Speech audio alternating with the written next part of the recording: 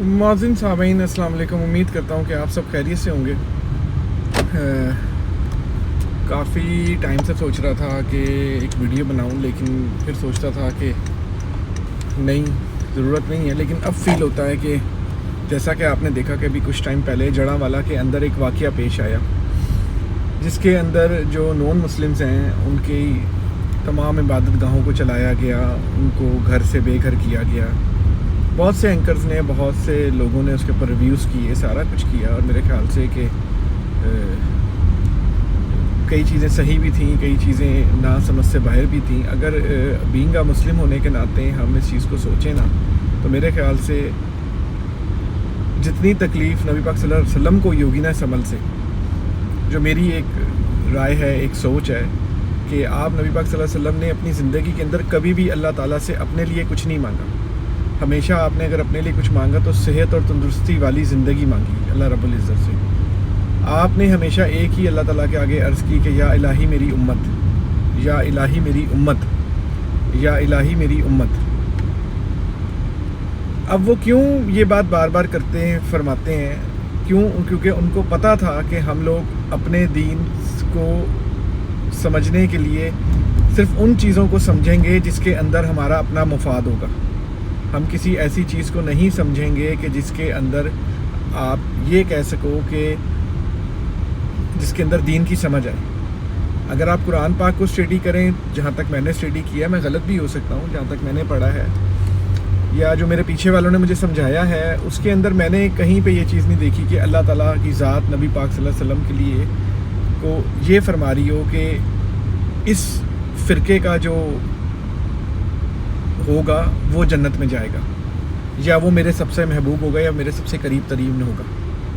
نبی پاک صلی اللہ علیہ وسلم نے بھی فرمایا ہے، آپ فرماتے ہیں کہ 72 یا 73 فرقے ہوں گے، جس میں سے ایک فرقہ صحیح ہوگا، باقی سارے غلط ہوں گے۔ آپ نے بھی کسی بھی فرقے کو غلط نہیں کہا۔ اصل میں فرقہ ورانیت جو ہے نا، کوئی بھی انسان جب دنیا میں آتا تو سیکھ کر نہیں آتا۔ اصل میں جو ہمارے بڑے ہوتے ہیں نا، وہ ہمیں بتاتے ہیں۔ جیسے میں ہوں، میرا نام علی، مجھے تو نہیں پتا تھا کہ میرا نام علی ہے، لیکن جب مجھے لوگوں نے اس نام سے پکارنا شروع کیا تو مجھے اس نام کی عادت ہو گئی، اور پھر میں علی کے نام سے جانا گیا۔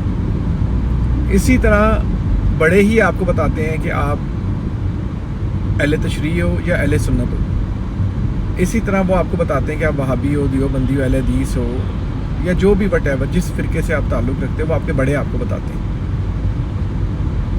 تیسری چیز یہ ہے کہ ادھر جو کچھ بھی ہوا وہ اتنا بدترین عمل تھا کہ جو نبی پاک صلی اللہ علیہ وسلم کو سخت ناپسند آیا ہوگا، اس بات کی گارنٹیڈ ہے۔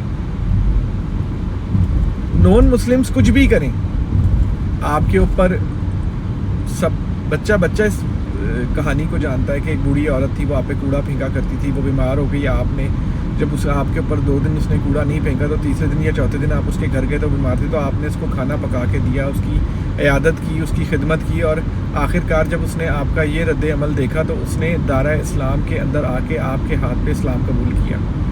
اسی طرح اگر آپ بزرگان دین کی ہسٹری اٹھا کے دیکھیں، جنہیں آپ درویش فقیر کہتے ہیں، جو واقعی میں اللہ والے لوگ ہیں، اللہ والے لوگ جو ہوتے ہیں نا، وہ ہر اس چیز کو ترک کر دیتے ہیں جس کو اللہ رب رسول نے منع فرمایا ہے، اور ہر اس چیز کو کرنے میں پہل کرتے ہیں جس کو اللہ رب العالمین اور پیارے نبی صلی اللہ علیہ وسلم نے حکم دیا ہے۔ بینگ آ مسلم ہونے کے ناطے ہمارا یہ کام ہی نہیں بنتا تھا کہ ہم وہاں پہ جا کے ان کی عبادت گاہوں کو یا ان کو جلاتے۔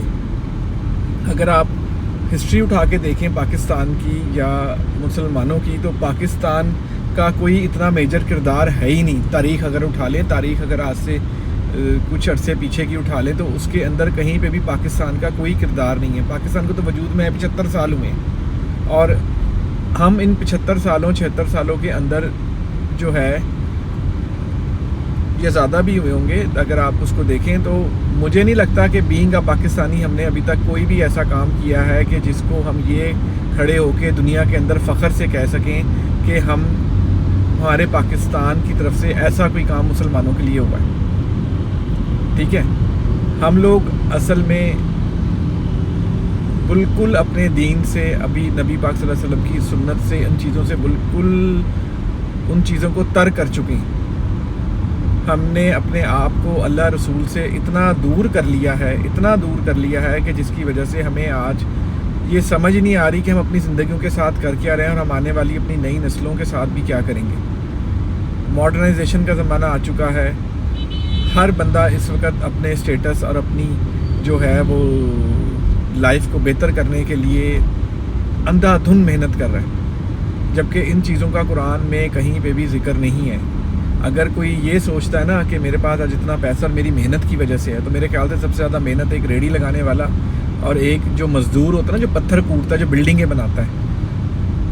جتنی محنت وہ لوگ کرتے ہیں نا کہ دھوپ کے اندر، گرمی کے اندر بھی وہ انتھک محنت کرتے ہیں، تو آج میرے خیال سے دنیا کے سب سے امیر ترین لوگ وہ ہوتے ہیں. جب انسان کی تخلیق ہوتی ہے نا، تو تب اللہ تعالیٰ اس کا نصیب، اس کا مقدر لکھ دیتا ہے. اگر محنت سے کوئی چیز انسان کو ملتی نا، تو میرے خیال سے جتنی انسان محنت کرتا ہے، آج کوئی بھی بندہ اس دنیا میں غریب نہ ہوتا. اللہ تعالیٰ کا ایک نظام قانون ہے کہ اس نے ایک قانون بنایا کہ واضح طور پہ قرآن میں کہتا ہے کہ میں تمہیں دے کے بھی آزماؤں گا، تم سے لے کے بھی آزماؤں گا، تمہیں تمہاری اولاد سے آزماؤں گا، تمہارے مال سے آزماؤں گا، تمہارے بیوی سے تمہیں آزماؤں گا. اسی طرح ہر طرح کے اندر اللہ تعالیٰ نے انسان کے لیے ایک سوچ و فکر کا لمحہ فکریہ رکھا ہوا ہے کہ آپ اور ہم اپنی زندگی کے ساتھ کر کیا رہے ہیں. اگر زندگی میں کامیاب ہونا چاہتے ہیں تو سب سے پہلے جھوٹ اپنی زندگی سے ختم کر دیں. جھوٹ کا آغاز کہاں سے ہوتا ہے؟ سب سے پہلے جھوٹ کا آغاز ہمارے اپنے گھر کے اندر سے ہوتا ہے. کہ جب ہم اپنے بچوں کو کہتے ہیں نا کہ اگر کوئی فون آتا ہے یا دروازے پہ آتا ہے اور ہم نے اس شخص سے نہیں ملنا، تو ہم کہتے ہیں کہ جا کے کہہ دو مما یا بابا گھر پہ نہیں ہے. وہ فرضی طور پہ تو ہمیں لگتا ہے کہ ہم نے بچے سے یہ بات کہلوا دی ہے، لیکن اصل میں وہ بچے کی تربیت ہوتی ہے، اصل میں وہ بچے کی بنیاد ہوتی ہے. جب ہم راتوں کو پوری رات بیٹھ کے ٹی وی دیکھیں گے، گانے سنیں گے، گھروں کے اندر جو ہے ہر اس چیز کو لے کر آئیں گے جو ہمارے دین اور مذہب میں ہے ہی نہیں، تو آٹومیٹیکلی ہمارا کام خراب ہوگا. ہم لوگ کبھی بھی جو ہے بینگ مسلمان، ہم اس چیز کو پا ہی نہیں سکیں گے جو اللہ تعالیٰ کی ذات چاہتی ہے.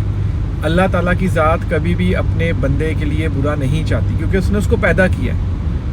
ٹھیک ہے، اللہ تعالیٰ نے انسان کی تخلیق کی ہے، میری آپ کی تخلیق اللہ تعالیٰ نے کی ہے. تو اللہ تعالیٰ کبھی بھی ہمارا برا چاہ نہیں سکتا، ہم اپنا برا خود چاہتے ہیں.